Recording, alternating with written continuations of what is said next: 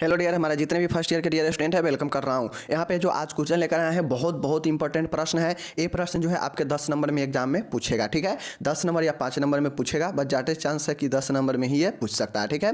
तो देखिए आज का जो प्रश्न है वो है आपका पेरेंटल थेरेपी के ऊपर। समझ गए किसके ऊपर है? पेरेंटल थेरेपी के ऊपर है कि पेरेंटल थेरेपी इसी को जो है हिंदी में अंतरेतर चिकित्सा बोलते हैं। समझ गए। इसके प्रकार व उद्देश्य लिखे, ठीक है। चलिए, what is parental therapy, down its types and purpose, ठीक है। पेरेंटल थेरेपी के कौन कौन से प्रकार है, ये होता क्या है और इसका पर्पज कौन सा है, तो चलिए जो है हम लोग देख लेते हैं, ठीक है। चलिए अच्छे से देखिएगा। देखिए पेरेंटल थेरेपी होता क्या है, पहले इसको समझ लीजिए अंतरेतर चिकित्सा के बारे में, ठीक है।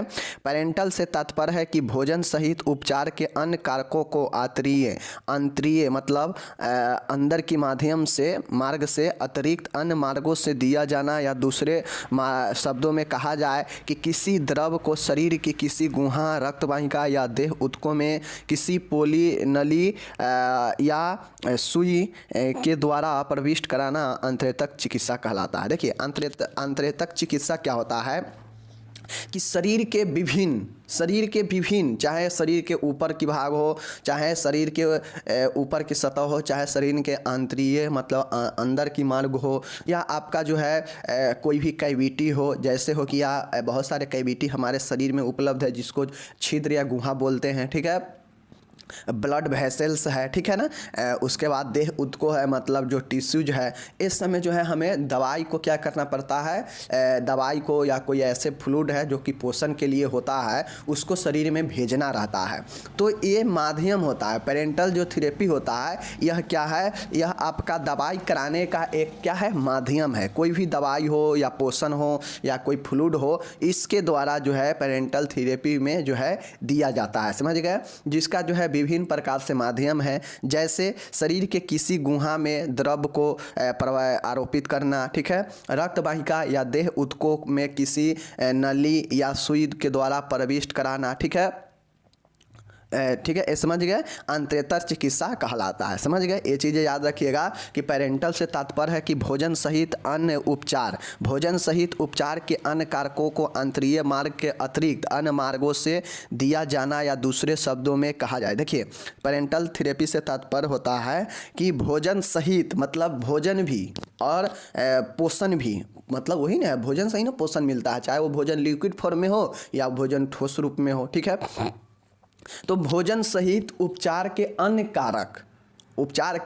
कारक जैसे दवाई वगैरह हो गया, इंजेक्शन वगैरह हो गया, मलहम वगैरह हो गया, ये सब दवाई में जो चीज़ें उपयुक्त होता है उसका कहीं ना कहीं देने का एक माध्यम होता है, ठीक है। आरोपित करने का शरीर के गुहाओं में, ऊतकों में, नलियों में, इन सब में जो है प्रविष्ट कराना ही जो है अंतरेतर चिकित्सा कहलाता है। समझ गए।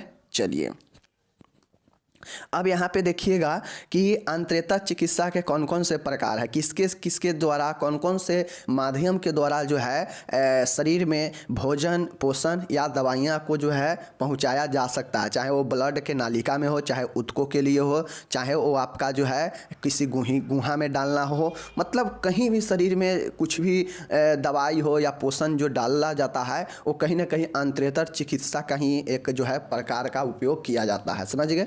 अंतरेतर चिकित्सा पेरेंटल थेरेपी का ही उपयोग किया जाता है। समझ गए। तो यहाँ पे देखिए अंतरेतर चिकित्सा के जो प्रकार है वो निम्न प्रकार है, लगभग 10-11 प्रकार है, और ये 10-11 प्रकार में आप लोग सब प्रकार पढ़ चुके हैं। क्या है? सब प्रकार जो है आप लोग पढ़ चुके हैं। समझ गए ना। तो ये है जो है, चलिए सबसे पहला है कि इंजेक्शन के अगर टाइप आप लोग पढ़ लिए होंगे कि इंजेक्शन के कितने टाइप्स होते हैं, इंट्रामस्कुलर, इंट्रावेन, इंट्रास्पाइनल, ये सब अगर आप पढ़ लिए हैं, सबक्यूटेनियस, तो ये सब जो इंजेक्शन के प्रकार अगर आपको याद है ना, तो यहाँ पे पेरेंटल थेरेपी का जो टेंशन है खत्म हो जाएगा, ठीक है। या दवाई देने के माध्यम जो आप लोग को याद है, अगर वो वाला क्वेश्चन याद है तो आपको यहाँ से जो है टेंशन खत्म हो जाएगा। कैसे? चलिए देखिएगा, क्योंकि वही सब चीज़ जो है इंजेक्शन के जो टाइप्स है ना, पढ़े हैं आप दवाई देने के माध्यम में, पेरेंटल थेरेपी में वहाँ भी पढ़े हैं, तो आपको जो है यहाँ पे वो सारा चीज़ें आ जाएगा, ठीक है। चलिए देखिए देखिए, एक में है अंतः त्वचीय इंट्राडर्मल, त्वचा में देने वाला, त्वचा की परतों के बीच उप त्वचा या बाह्य त्वचा के नीचे लगाए जाने वाले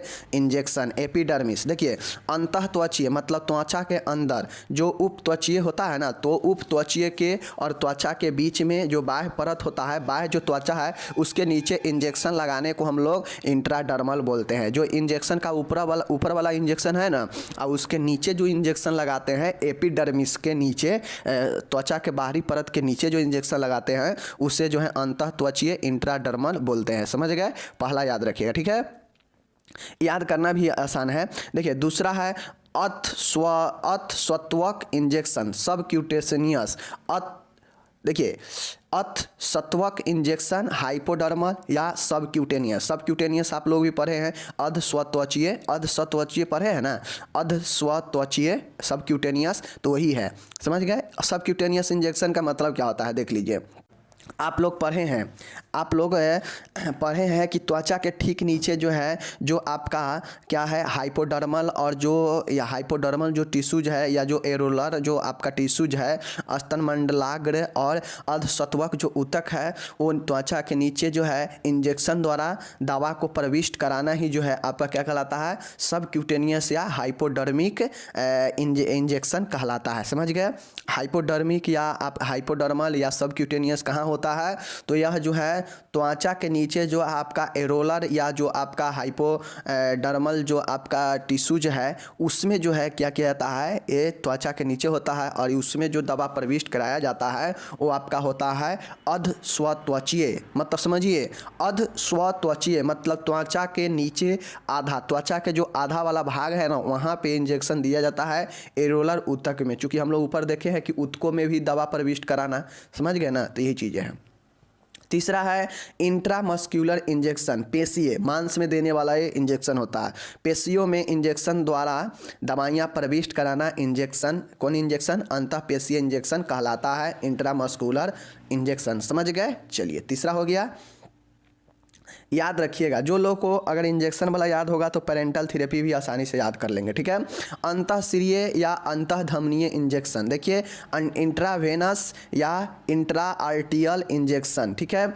जब औषधियों को सिरा में प्रविष्ट कराया जाता है तब उसे अंतःशिरीय इंजेक्शन कहते हैं, तथा जब इंजेक्शन धमनियों में प्रवेश कराया जाता है तब उसे अंतःधमनी इंजेक्शन कहते हैं। देखिए, इंट्रावेन इंजेक्शन होता है इंट्रावेनस और एक होता है इंट्रा आर्टियल। समझ गए?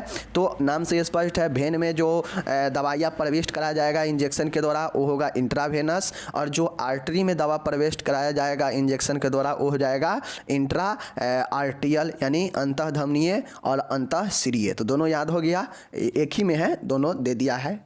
समझ गए? चलिए, चौथा हो गया। चलिए, अब यहाँ पे है पांचवा में अंतः मेरुदंड इंजेक्शन, इंट्रा स्पाइनल या इंट्राथिकल इंजेक्शन। याद रखिएगा, इंट्राथिकल इंजेक्शन या इंट्रा स्पाइनल इंजेक्शन। समझ गए? औषधियों को इंजेक्शन द्वारा मेरुदंडीय गुहा में प्रविष्ट कराया जाता है तब उसे अंतः मेरुदंडीय इंजेक्शन कहते हैं। देखिए, इंजेक्शन के द्वारा जो आपका स्पाइनल कॉर्ड है उस स्पाइनल में के गुहा में जो होता है ना, इंजेक्शन जो प्रविष्ट कराया जाता है वो आपका होता है इंट्रा स्पाइनल या यही जो है इंट्राथिकल इंजेक्शन। समझ गए? अंतः मेरुदंडीय इंजेक्शन, तो इसके नाम में ही छुपा हुआ है इंट्राडर्मल मतलब त्वचा के अंदर, ठीक है? उसके बाद सबक्यूटेनियस मतलब त्वचा के नीचे वाला जो ऊतक है उसमें प्रविष्ट कराया जाता है एरोलर ऊतक में, ठीक है?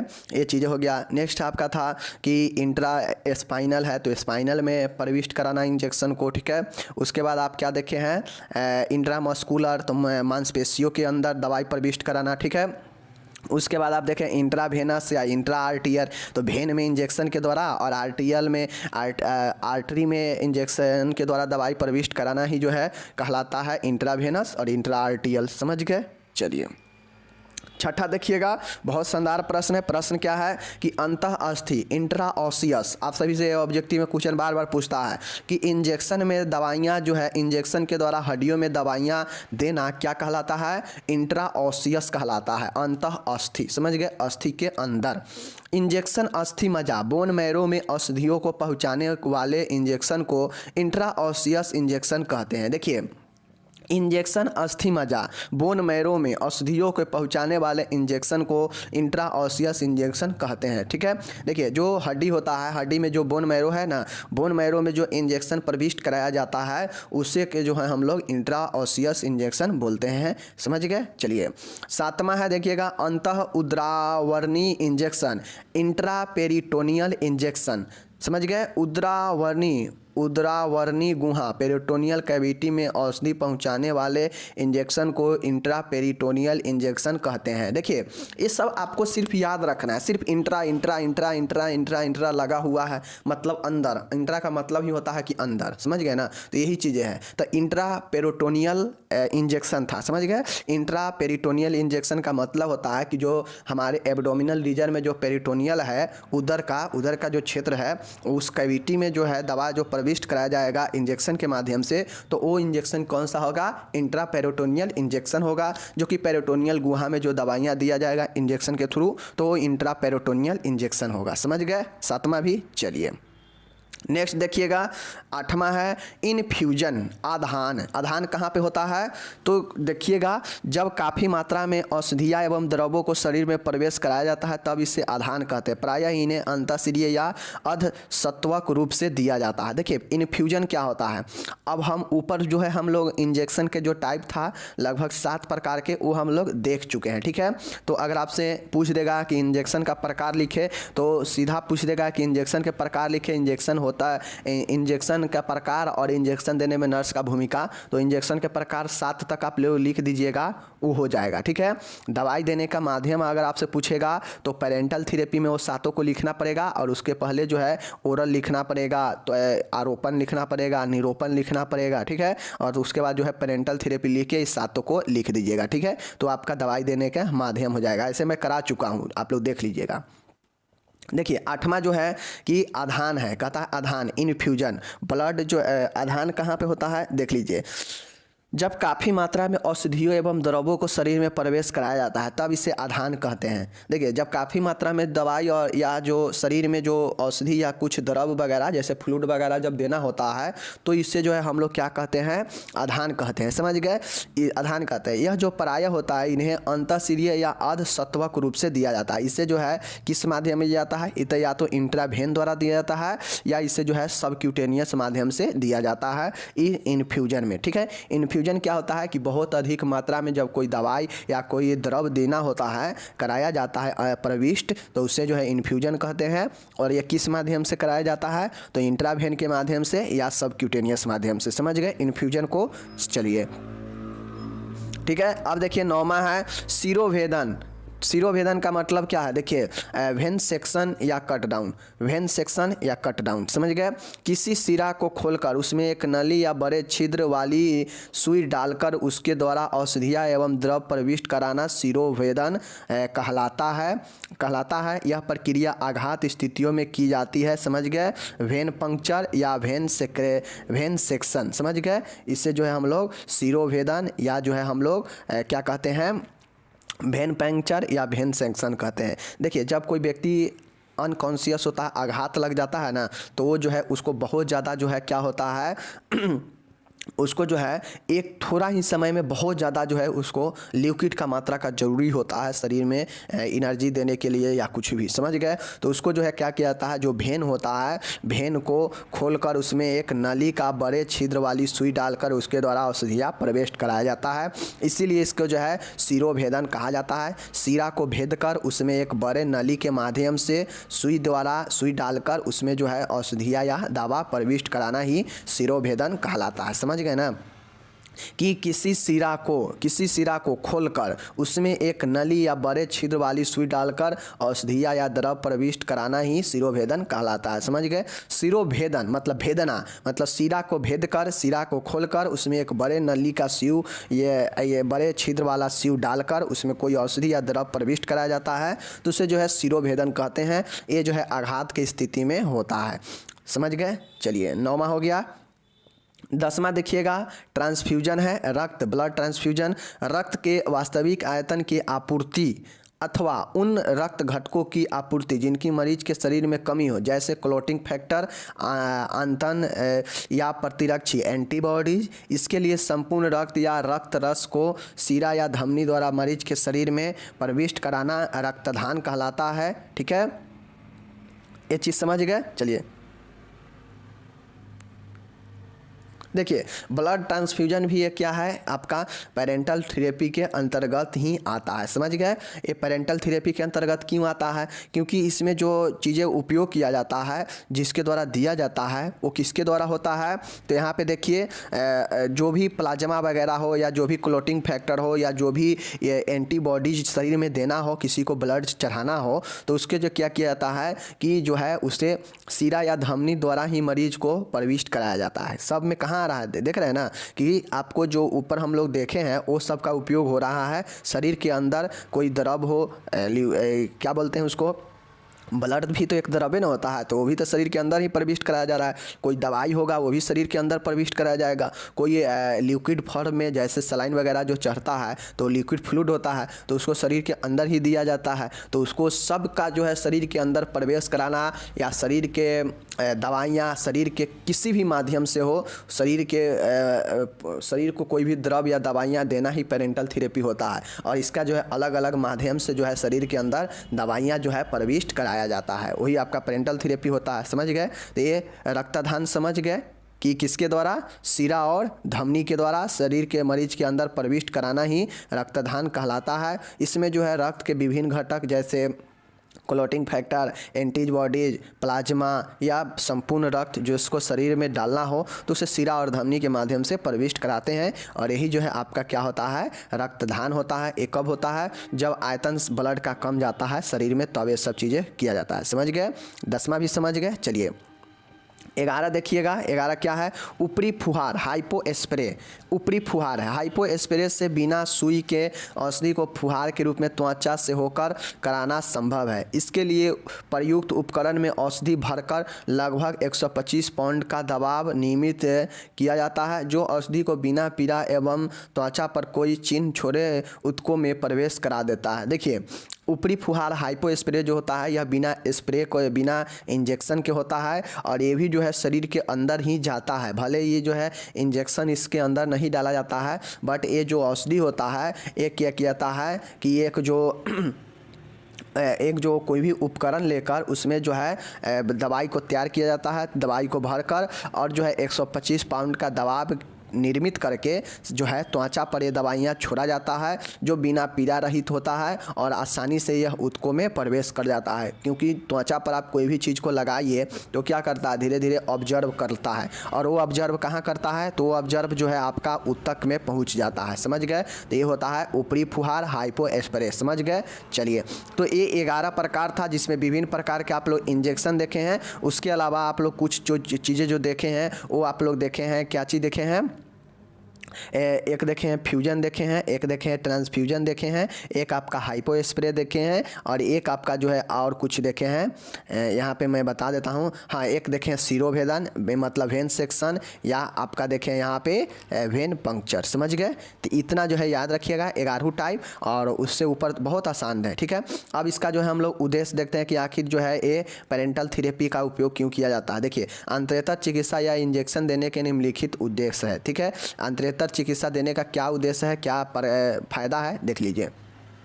मुख द्वारा ली गई औषधियों का अब्सॉर्प्शन में अधिक समय लगता है। जो ओरल माध्यम से मेडिसिन दिया जाता है उसमें अधिक समय लगता है ऑब्जर्वेशन में। ठीक है, इस कारण इनका असर देरी से होता है। इसलिए मुख द्वारा जो लिया गया दवाई होता है उसका असर जो है धीरे धीरे करता है, किंतु औषधियों के शरीर एवं सार्वदेहिक प्रभाव प्राप्त करने के लिए इंजेक्शन विधि अति उत्तम है।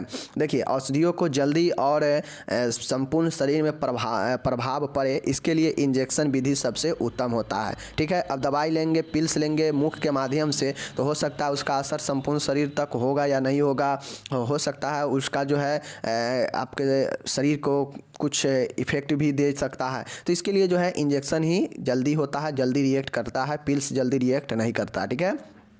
दूसरा देखिएगा कि मरीज के मूर्छित अनकॉन्शियस होने की स्थिति होने किसी तंत्रिकीय न्यूरोलॉजिकल अथवा कंठ एवं मुंह की शैल क्रिया के फलस्वरूप हुए परिवर्तनों के कारण दवाइयां निगलने में असमर्थ होने या मरीज के असहयोगात्मक होने के कारण मुंह द्वारा औषधियाँ देना संभव नहीं होने पर औषधि को मरीज के अंदर इंजेक्शन द्वारा पहुँचाना ही एकमात्र विकल्प है।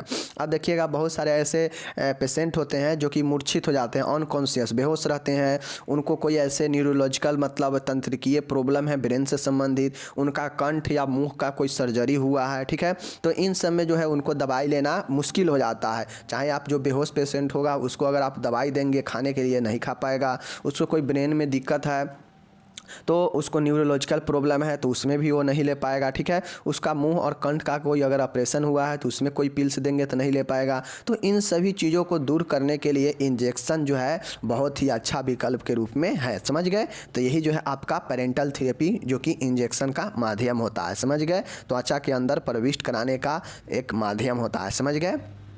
तीसरा है इंजेक्शन से यह निश्चित हो जाता है कि दवा की आवश्यक मात्रा शरीर में पहुंच चुकी है और वह सार्वदैहिक प्रभाव हेतु रक्त प्रवाह में अवशोषित भी हो जाएगी। मुख द्वारा औषधि लेने पर कई कारणों से दवा का अवशोषण पूर्ण रूप नहीं हो पाते हैं की संभावना बनी रहती है। देखिए इंजेक्शन द्वारा जो दवा दिया जाता है उससे निश्चित होता है कि हमें कितना इंजेक्शन, जैसे 5 ml, 3 ml, 2 ml, 4 ml, 10 ml, कितना हमें जो है इंजेक्शन में दवा भर के प्रविष्ट कराना है, उतना ही दवा को जो है हम लोग इंजेक्शन में लेते हैं और शरीर के अंदर देते हैं, समझ गए। बट जो पिल्स होता है उसका एक डोज बना हुआ होता है, ठीक है। एक गोली खाइए और वो गया पेट में, और मान गए पेट में जो उसका अम्लीयता है पेट का वही उसका आधा प्रभाव को ख़त्म कर देगा, तो प्रभाव कम हो जाता है पिल्स का। लेकिन ये जो इंजेक्शन होता है डायरेक्ट ये ब्लड में वेन में दिया जाता है, तो ये जो है आपका ब्लड में डायरेक्ट मिलता है तो इसका प्रभाव ज़्यादा होता है और जल्दी रिएक्ट करता है और संपूर्ण शरीर में रिएक्ट करता है, इसलिए जो है पेरेंटल थेरेपी दिया जाता है, समझ गए। चलिए चौथा देखिएगा, इंजेक्शन उन सभी औषधियों को देने का एकमात्र साधन है जो मुख द्वारा नहीं दी जा सकती है, जैसे इंसुलिन जिसका अगर बहुत ज़्यादा मतलब इंसुलिन शरीर में निर्माण नहीं हो रहा है, डायबिटीज पकड़ लिया है बहुत ज़्यादा, तो उसे जो इंसुलिन दिया जाता है तो जो है मुख द्वारा कभी इंसुलिन नहीं दिया जाता है, वो आपका इंजेक्शन के द्वारा ही दिया जाता है। तो इंजेक्शन उन सभी औषधियों के लिए एकमात्र साधन है जो मुख के द्वारा नहीं देकर नहीं दिया जा सकता है, समझ गए, जैसे इंसुलिन, समझ गए।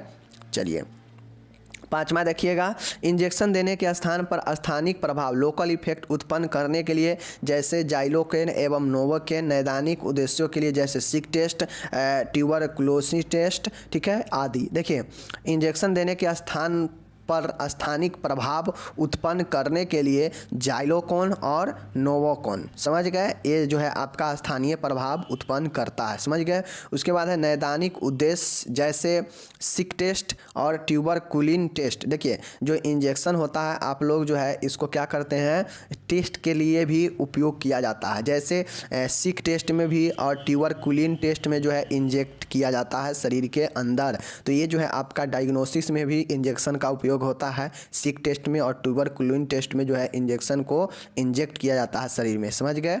चलिए छठा है द्रवों के प्रतिस्थापन द्वारा रक्त आयतन को पुनर्स्थापना करना, जैसे शॉक जनित अवस्था में, जिसका अगर शरीर में ब्लड कम गया है तो जो है इसके माध्यम से पेरेंटल थेरेपी के माध्यम से जो है क्या किया जाता है, ब्लड को प्रतिस्थापन किया जाता है, समझ गए, मतलब ब्लड चढ़ाया जाता है, समझ गए। चलिए आखिरी देखिएगा, मुख द्वारा पोषण दे पाना संभव न होने पर पोषण पहुँचाने के लिए, अब ऊपर हम लोग देखे हैं कि कोई भी द्रव हो या दवाई हो दोनों जो है पेरेंटल थेरेपी में शरीर के अंदर भेज सकते हैं, समझ गए। तो दवाई तो हो ही जाएगा, ठीक है। अब जो है कोई भी पोषण अगर मुख से नहीं दे पाना संभव है तो उसको जो है हम इसी पेरेंटल थेरेपी के माध्यम से जो है हम दे सकते हैं, कोई इंजेक्शन या कुछ भी के द्वारा शरीर के अंदर पोषण को भेज सकते हैं और यही पेरेंटल थेरेपी होता है। तो पेरेंटल थेरेपी का उद्देश्य या जो भी आप अब हम लोग यहाँ पे चलते हैं 7 पॉइंट है, विधि या उद्देश्य पूछेगा। पेरेंटल थेरेपी का तो बता दीजिएगा। पेरेंटल थेरेपी के प्रकार पूछेगा तो ऊपर में 11 प्रकार पढ़ चुके हैं। 7 प्रकार तो आपका इंजेक्शन वाला ही है, सिर्फ 4 याद रखना है, जिसमें आपका इन्फ्यूजन है, ट्रांसफ्यूजन है, सिरोभेदन है मतलब वेन पंक्चुअर है, और इसके बाद एक है हाइपो स्प्रे है। समझ गए? तो ये 4 याद रखिएगा, 4 एक्स्ट्रा है, और ऊपर के 7 जो था वो दवाई देने का इंजेक्शन वाला प्रकार था। समझ गए? तो ये चीज़ें हो गया। मिलते हैं अगले वीडियो में, आप लोग पढ़िए। आपके लिए जो है अब ये लास्ट सब चल रहा है, कुछ दिन और चलेगा, उसके बाद जो है जनवरी भर पूरा आपका चलेगा। उसके बाद जो है हम लोग फिर से रिवीजन की तरफ चलेंगे। ठीक है, चलिए मिलते हैं अगले वीडियो में, तब तक जय हिंद, नमस्कार, टेक केयर, बाय बाय।